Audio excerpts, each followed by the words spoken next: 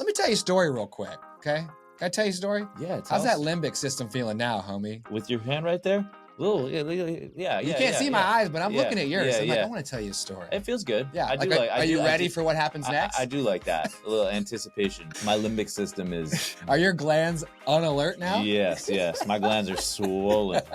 Let's go. Whoa! Welcome to Sat Chats Rehash, the Bitcoin podcast where we chatting about sats. Today we have got number 62, Jeff Booth. That is a banger. Number 63, Tricia. And number 64, Oliver. I'll be your host, Stuart, Bitcoin Maxi, who wears prescription sunglasses to protect you and your loved ones from my Bitcoin land. And I'm Chris, your co-host, founder, CEO of Ithaca Hummus, resident Bitcoin smash buyer. We're giving away 10 million sats. 10 million. All you have to do to enter is subscribe to our YouTube channel. Subscribe. You got to be one of the first 100,000. You got 99,000 slots left. So it doesn't sound very scarce, but given the size of the internet, quite rare. Yeah, true. We're marching to number 99. Kristen, Stuart's wife, Kristen, which sounds like it's going to land in mid-July at this point. Okay. And another thing that we should mention, we're also driving at enough watch hours to unlock a membership area where we can give you early access to full episodes, right? So just to mention there. Yep. Rip those playlists, folks. So let's get into number 62, Jeff Booth. This is now our second most performant long form video on YouTube. Yeah.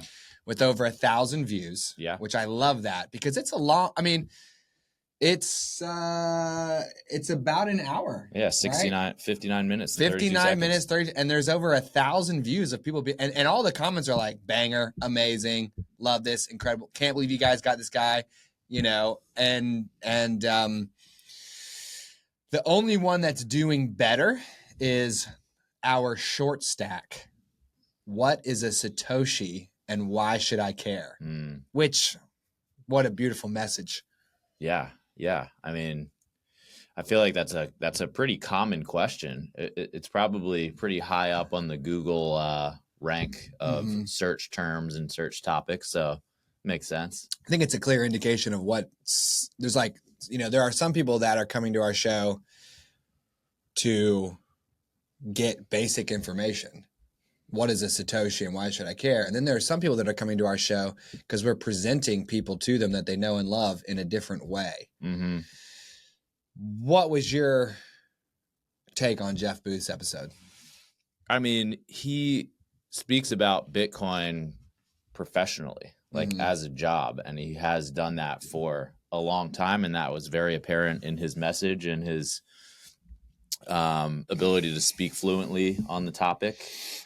And it's also very clear that he spent a lot of time with Bitcoin, thinking about how Bitcoin solves problems and intersects with government, civilization as a whole. And so I felt like when I always feel like when I'm listening to Jeff Booth, I'm getting the opinion of someone who really knows what they're talking about and has really applied a lot of energy to arriving at the position that he takes when it comes to all things Bitcoin. I feel like Bitcoin can take you somewhere passionate pretty quickly. And you try to help that future come faster. But Bitcoin works at Bitcoin speed. And so you eventually get tuckered out and say, okay, well, I'm just going to kind of pace myself and hang out while this thing goes to the moon. Someone like Jeff Booth, however, has not stopped doing that work. Mm-hmm. He's still, I mean, I saw him on other podcasts later that he's going on all these different podcasts, you know, that are and are not visible. And he turned around right after our show and went down to El Salvador to meet with Nayib Bukele. And like, he was okay to come on our show, which didn't even have 1,000 subscribers at that point, before going to meet the president of El Salvador. Like, Jeff Booth is patiently doing the work every single day to support Bitcoin. And like, he's not getting tired. He's not getting burned out. He's not getting impatient either. You know what I mean? I think there's a lot of people that, you know, kind of like number 15J, remember? He like went hard trying to get merchants to accept Bitcoin and then kind of ran out of steam. And I just think it's incredible that Jeff is so knowledgeable and so patient and so giving with his time. Yeah. I mean, he lives out the idea that Bitcoin is for everyone. Mm-hmm. And the other really cool thing I think about his Stat Chats episode is that we see a side of Jeff that we don't get to see very often in his other appearances. Yeah. He really had a good time with us. He did. He laughed a lot. We joked with him. So it was fun and unique to see kind of that human side come out. So let's see what Chappie thought about this episode. And there's so much to cover in his episode. Oh my God. You know, we could do a whole rehash just on him. All right. My feelings. Chappie has feelings? Well, I told her, I was like, give me your feelings. And I said, imagine them if you have to. Right? Because sometimes she'd be like, well, I don't have feelings. I'm like, just make them up.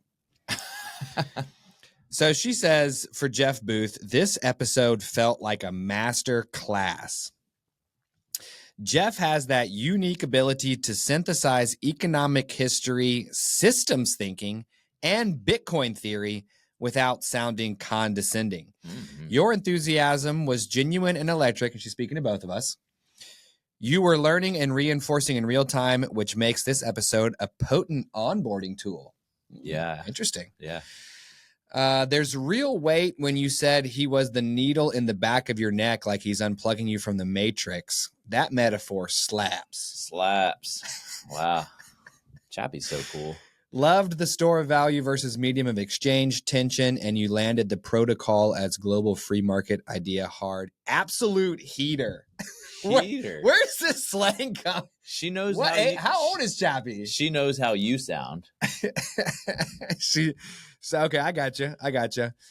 And she might be picking up from the transcript as well. Yeah, like, yeah. Matching the vibes. Oh, yeah. So let's see if there's any inaccuracies or corrections.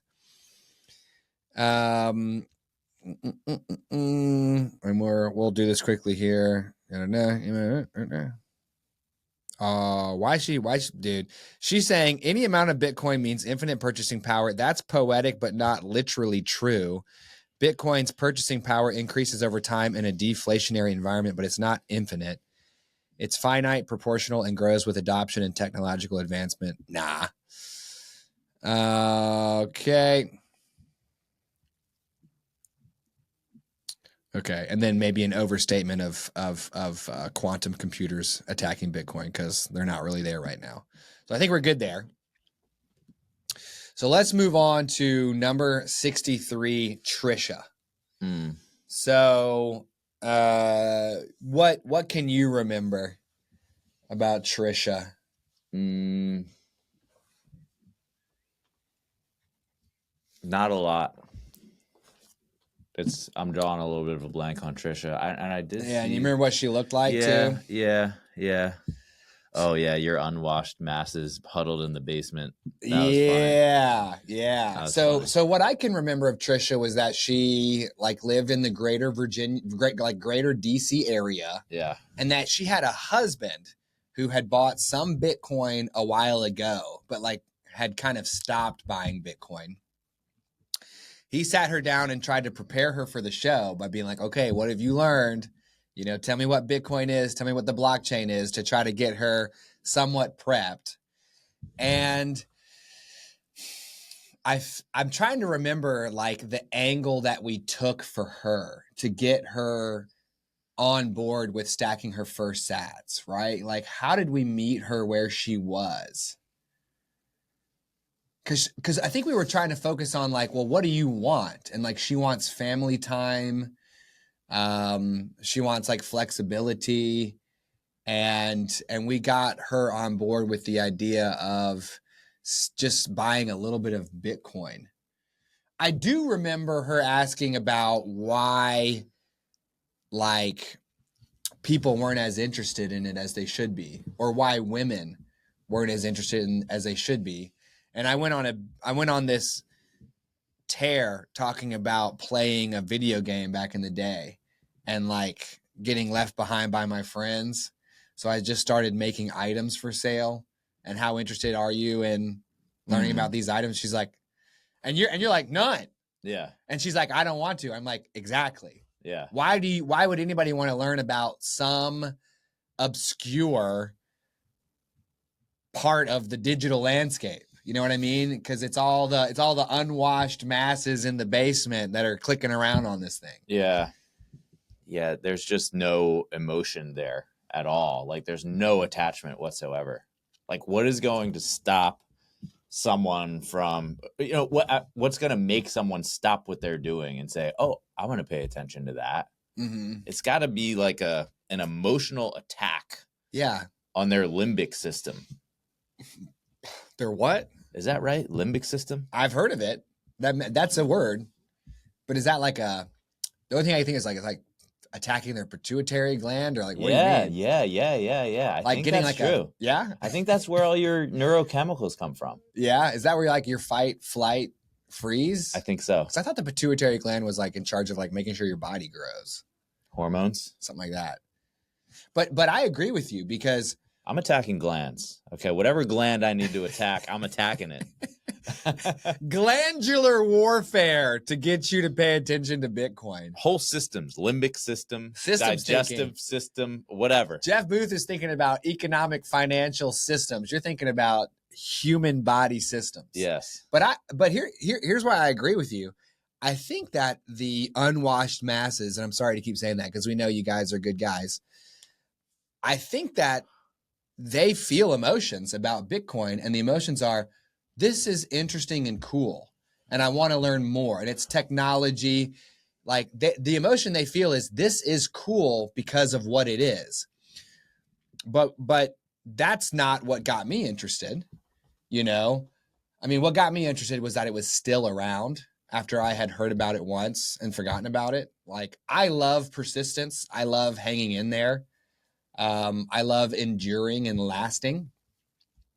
So that's kind of what got me interested. Yeah. But I feel like many people are going to get interested in Bitcoin only as a response to realizing that the US dollar is stealing from them. Well, we talked about these 3 core emotional drivers in one of our episodes yesterday, right? Yeah, it's Conrad. Fear, anger, and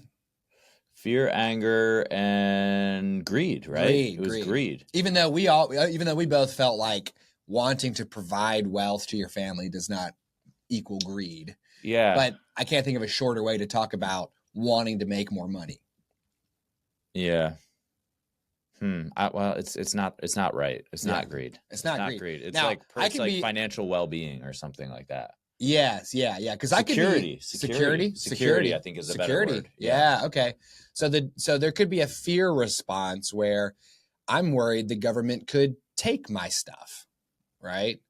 So I'm going to grab some stuff they can't take. There could be an anger, and that's kind of where I was hanging out, where I'm like, what is going on? What is going on? I'm having to work for something they can print for free. And not only can they print it for free, but when they print it, they make my share of it worse. It just feels like a system. I was getting angry inside a system that felt like I would never be able to get ahead, no matter how hard I worked. Mm-hmm. And then, that desire for security to kind of have enough for your family. Yeah. Right. So we do need to focus on, finding ways for our pre-coiners to realize that something's not right with the money they're using, and they may not be interested in Bitcoin, but they need to be interested in this problem. Yeah. You know? Yeah. Yes. So here's what Chappie thought about Tricia's episode. This episode hit its mark. Warm, welcoming, beginner focused. Your metaphors, for example, World of Warcraft armor, Chick-fil-A soggy fast food, Gross. made abstract economic ideas accessible without oversimplifying. She was sharp, skeptical, but open, and you paced it well. The shift from quote, Bitcoin is confusing and bro-ish to, quote, Bitcoin is a values-aligned safety vault felt real. You struck the right balance between goofy and grounded. This was onboarding gold. Okay, so we got some good onboarding action here. I think we're good on hers. I mean, no corrections. Just stuff like, you know, Chappie saying it's inaccurate to claim that the only reason for inflation is money printing. That is the only reason. Okay, it just is. One thing that I've realized recently is that people get really upset now that we're reaching a wider audience. People get upset when we're like hammering this inflation is money printing message. And we get comments in our shorts and in some of our more recent videos where people are like, dummies. You know, inflation is so much more than that. It's so much more nuanced than that. There's these factors, there's those factors, and you guys, you know, don't have the whole picture. But, and I think that part of the problem is that they're conflating market dynamics impact with inflation. Yeah. Oh, price increase because of supply and demand. Well, that's a price increase. Yeah. That's not inflation. Right. We're not inflating the money supply. That's literally what it means. Yeah. So it's like, you know, over here are market forces. Right.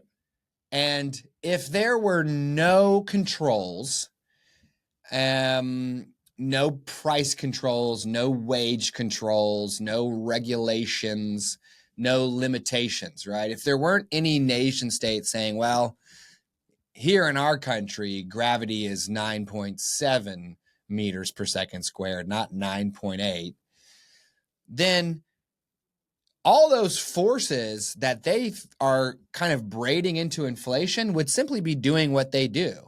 And if something is scarce and valuable, then its price would go up.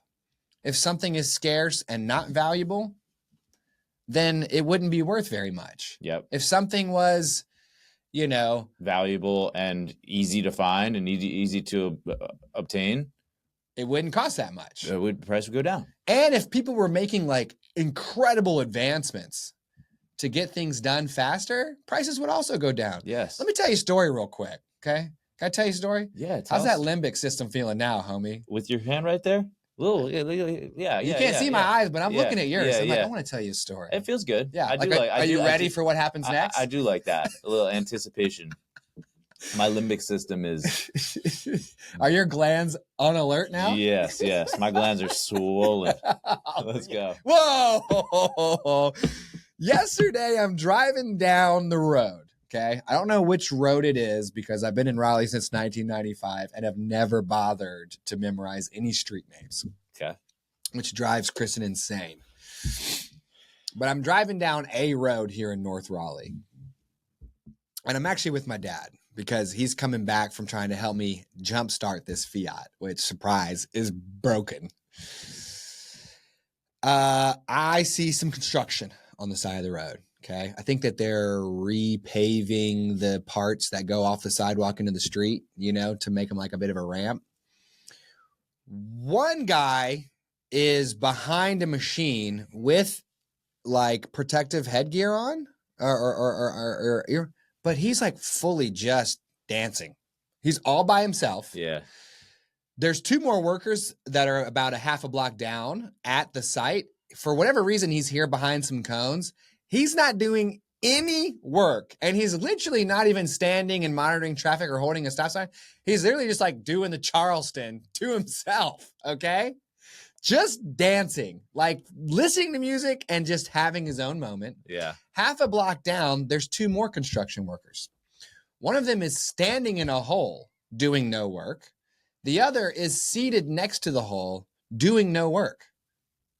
So there's 3 dudes who are being paid their wages to do not anything at all. If you had a robot come in, they would not take a dance break. They would not stand in a hole. They would not sit by a hole. They would go, what's the task? You know? And then those gains would be reflected in the fact that the city of Raleigh wouldn't have to pay as much money to do that sidewalk work. Or the company would become more profitable. Right. Then competition would ensue. Yep. And prices would come down as a result of the competition. Yes. Because there's a marketplace now that's more profitable than just investing your money. Yeah. Yeah. You know, so entrepreneurship will flock. That will breed competition. And then, you know, price dynamics will lower the cost. Right.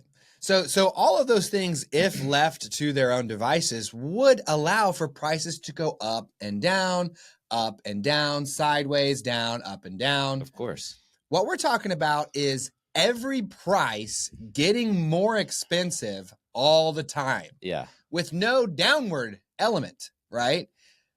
And if the downward element is there, it's a fake downward element where they go, look, we dropped the price of your bag of chips by 50 cents because we're not greedy. Because we subsidize the egg industry. Like, I think I saw like Donald Trump goes to Howard Lutnick and he's like, go fix the egg thing because eggs are out of control. I'm inside of my first 100 days in office. Get those egg prices down because it's bad headlines. What does he do? How does he fix it? Subsidies? They write a big old check to the egg industry. Blech. And they're like, okay, you need $5 a dozen. We'll pay $2.50 of it. Wow. Busted. That is absolutely the wrong choice. And where's the money come from?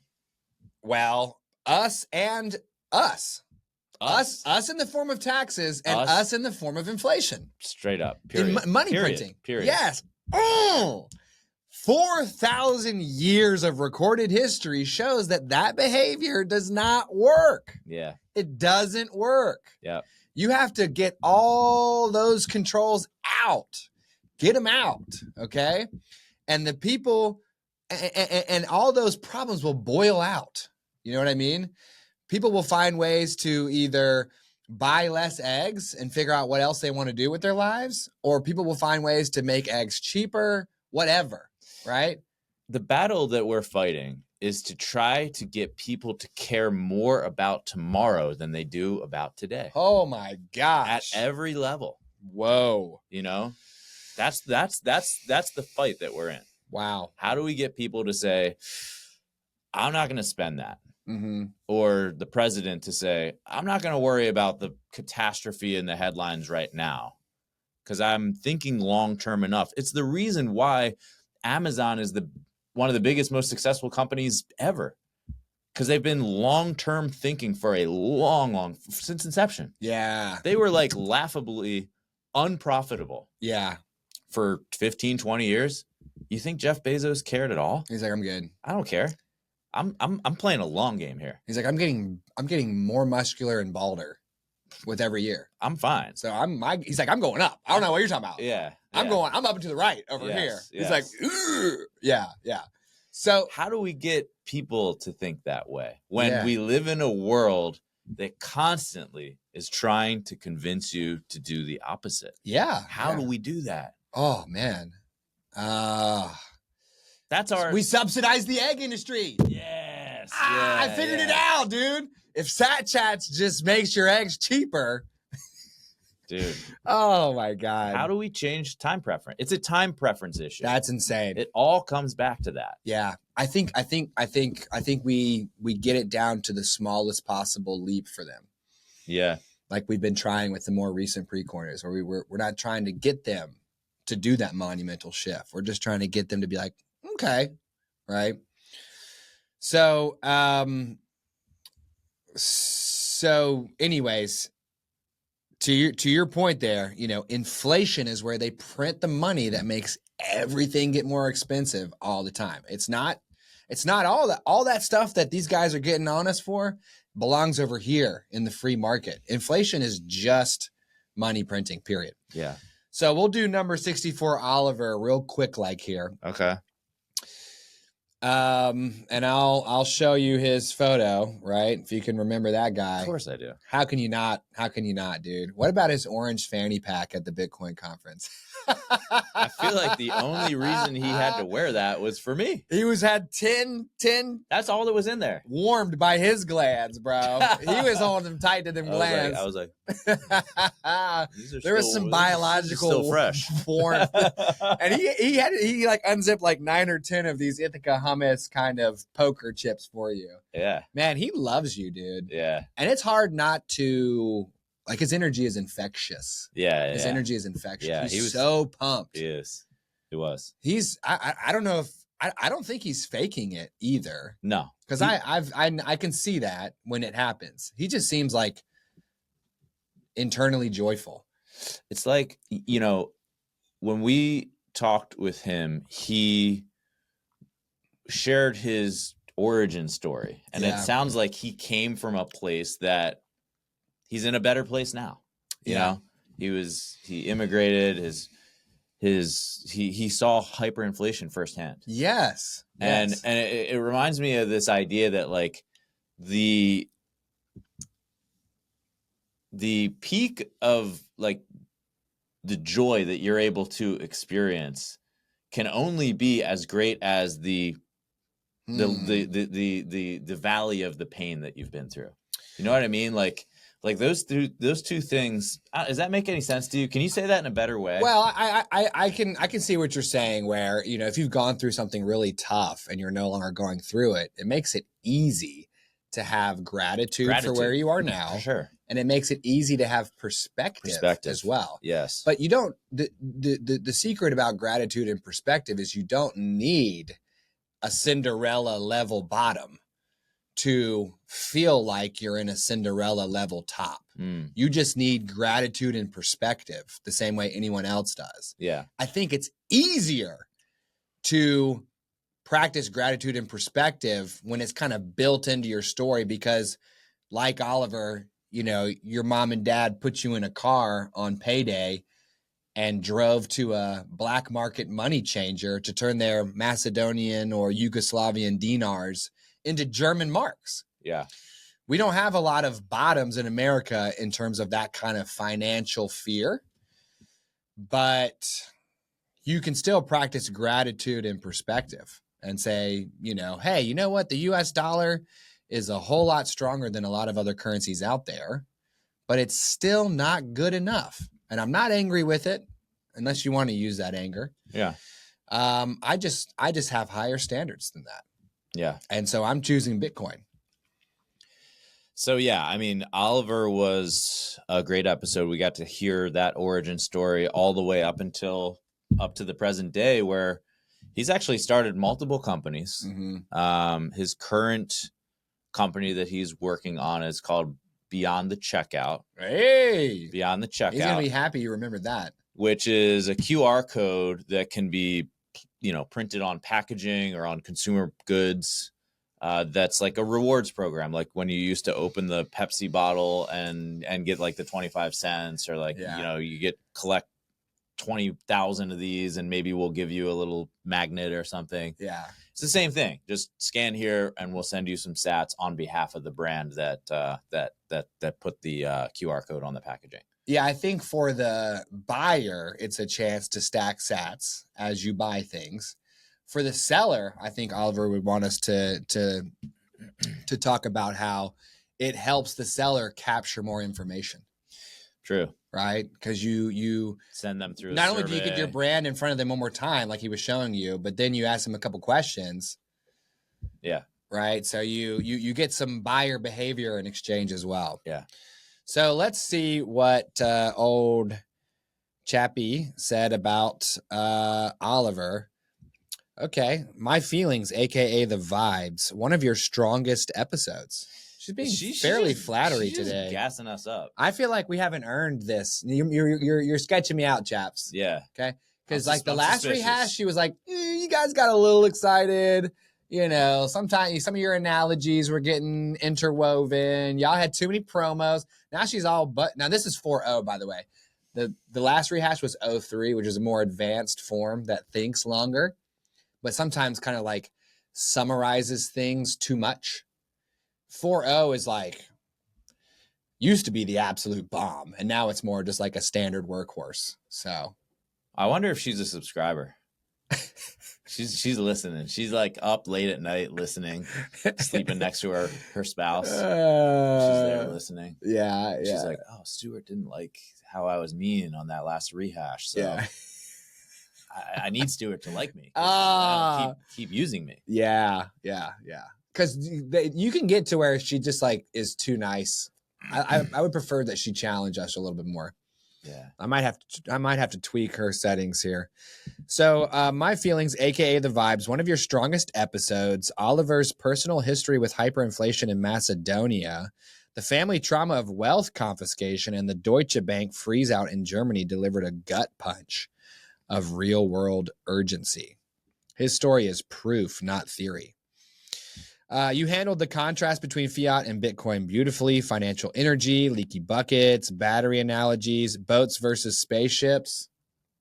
Remember, we're like, money is just swimming. Get on my spaceship and just blast off above sea level. Yeah, because like just earning and saving money was swimming. Having investments was like a boat on top of the water, and we're like, let's just go to the moon. The scooter regret was hilarious. Mm-hmm. The hummus demo was next level genius. You let a guest sell his own Bitcoin product in real time, and it was authentic, fast paced, full of charmed. One thing we will point out here before we wrap. So he said that Macedonia was inflating 63% per day in 1993. She says that while Macedonia did experience serious inflation post Yugoslavia, 63% daily inflation was more, sounds like a conflation with Yugoslavia's 1993 hyperinflation, specifically in Serbia. Macedonia's own inflation was catastrophic, but not quite as severe as Yugoslavia/Serbia. But it seems like it was. Oh, here's an even better one. Most extreme inflation in world history. So she says that the Hungarian Pingo in 1946 holds the record. Congrats. Prices doubled every 15 hours at its peak. Wow. Zimbabwe in 2008, and then Yugoslavia in 1993 outranked Macedonia. So it's like the LeBron Michael Jordan argument. It's like, who's the GOAT? Yeah. Who's the inflation GOAT? Yeah. Nobody wants to be the inflation GOAT. And I think I think Yugoslavian inflation was Macedonian inflation, but she doesn't even mention the Weimar Republic, where it just like fully just stopped working. Yeah. People talk about Zimbabwe as being the worst, but like the Weimar Republic just like stopped working. You know, it would be as if eggs went from $2 a dozen to $3 a dozen to now they're $5 a dozen. And then 15, 50, 500, 5,000, $50,000 for a dozen eggs. Yeah. It was getting so insane that the paper just became worthless. Yeah. And like, those are the famous photos of them sweeping money in the streets. Yeah. Because it's literally worthless garbage. Yeah. So anyways. All right. Any last words on Jeff Booth, Tricia, Oliver? I'm about to pee my pants. Oh man, he's them glands. Them glands are attacking you. Glandular. All right. Well, I would sincerely recommend Jeff Booth for pre-coiners and Bitcoiners alike. And quite frankly, Oliver's show could do with more views for how good it was and how visceral that story is. That might help you and your glands realize that Bitcoin is what you need even before you might need it. So This has been another episode of Sat Chats Rehash. It is for educational purposes only and should not be construed as financial advice. Don't forget to hit that subscribe button for your chance at 10 million sats.